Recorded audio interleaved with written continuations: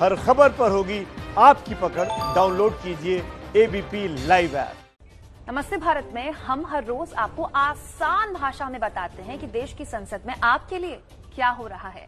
सेना पर कोरोना का कितना असर पड़ा है, कितने सालों से किसानों की खुदकुशी का रिकॉर्ड सरकार के पास नहीं, और देश के किस राज्य में आईएसआईएस सबसे ज्यादा एक्टिव है।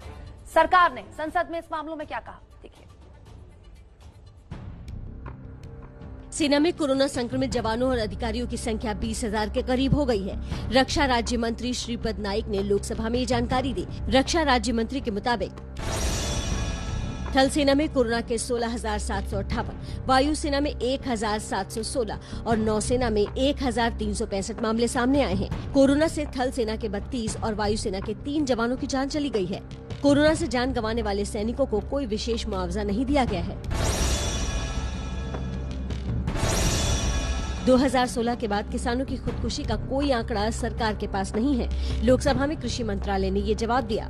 कृषि मंत्रालय के मुताबिक 2015 तक ही कर्ज की वजह से जान देने वाले किसानों का आंकड़ा सरकार के पास है। सरकार ने ये भी कहा कि सरकार के पास फिलहाल कर्ज माफी की कोई योजना नहीं है।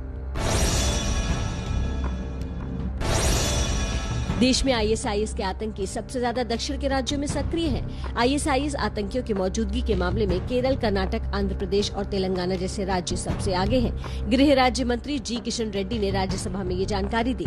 दक्षिणी राज्यों में आईएसआईएस आतंकियों की मौजूदगी के मामले में एनआईए ने अब तक 17 मामले दर्ज कर 122 आरोपियों को गिरफ्तार किया है।